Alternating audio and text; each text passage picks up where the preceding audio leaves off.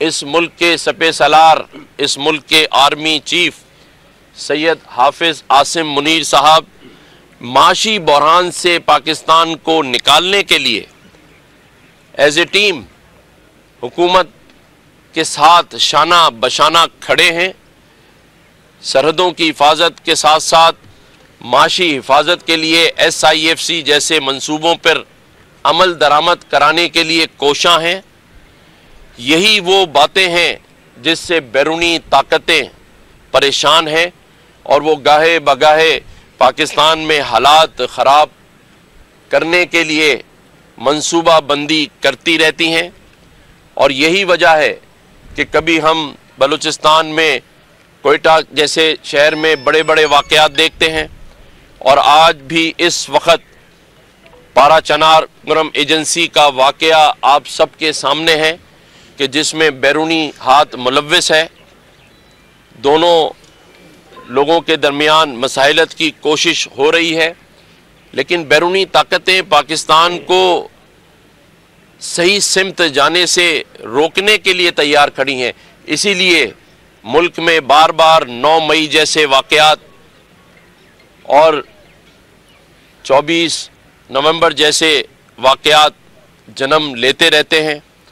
سیاسی جماعت کے پیچھے بیرونی طاقتوں کا ہاتھ، فنڈنگ بار بار ایسے واقعات رونما ہوتے ہوئے دکھاتی ہے، لیکن اگر آج وہ بھی سمجھتے ہیں کہ مذاکرات سے ہی حل نکلنا ہے تو یہ خوش آئین ہے۔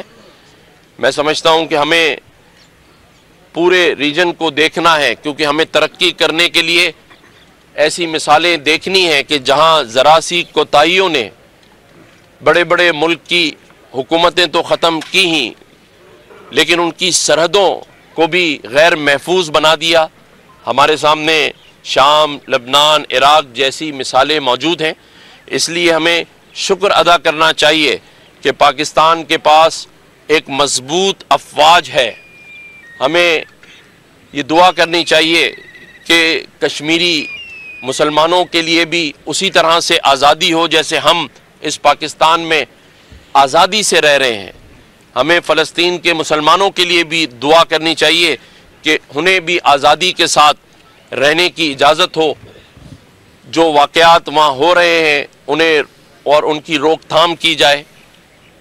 میں سمجھتا ہوں کہ ہم صحیح ٹریک کی جانب گامزن ہیں، اور مشاورت سے ایک دوسرے کے ساتھ بیٹھ کر ان مسائل کا حل انشاءاللہ تعالی نکالیں گے۔ پاکستان اسی طرف چلے گا جو قائد اعظم محمد علی جناح کا فرمان تھا، ان کی سوچ تھی، اسی طرف لے کر انشاءاللہ تعالی ہم سب مل جل کر چلیں گے۔ اور میں آخری میں پھر یہ دعا گو ہوں کہ اللہ تعالی ہمیں توفیق دے کہ ہم قائد اعظم محمد علی جناح کے فرمان اور ان کی کہی ہوئی باتوں پر عمل کریں، اور اس پاکستان کو ان کی سوچ اور ان کے کہے ہوئے جو فرمان ہیں اس پر لے کر چلیں۔ اللہ تعالیٰ پاکستان کا حامی و ناصر ہو۔ بسم اللہ الرحمن الرحیم۔ آج 25 دسمبر 2024 مجھے یہ اعزاز ہے کہ میں گورنر صاحب کے ساتھ، اپنی صوبائی کابینہ کے ساتھ یہاں قائد اعظم کی مزار پہ قائد اعظم محمد علی جناح کے 148ویں یوم پیدائش کے موقع پہ ان کو خراج عقیدت پیش کرنے کے لیے حاضر ہوا۔ قائد اعظم نے ہمیں اپنا پیارا ملک پاکستان دیا۔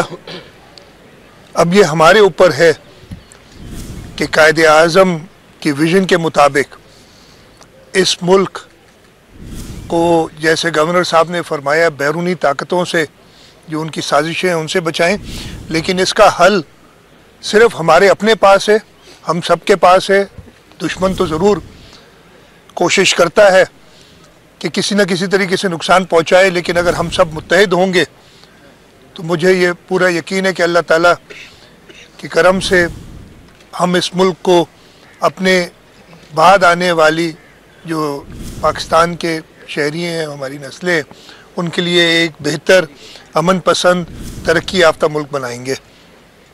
ہمیں آج کے دن اس کے ساتھ ساتھ جو قربانیاں ہمارے شہداء نے دی ہیں، چاہے وہ شہید ذوالفقار علی بھٹو ہوں جنہوں نے اس ملک کو ایٹمی طاقت بنایا، چاہے شہید محترمہ بے نظیر بھٹو ہوں جنہوں نے میزائل ٹیکنالوجی دے کے اس ملک کے دفاع کو اور مضبوط کیا، اور ہمارے بہادر افواج، ہمارے رینجرز، ہمارے پولیس اور باقی جو شہداء ہیں، خاص طور پہ جمہوریت کے شہداء، ان کو یاد کرنا چاہیے۔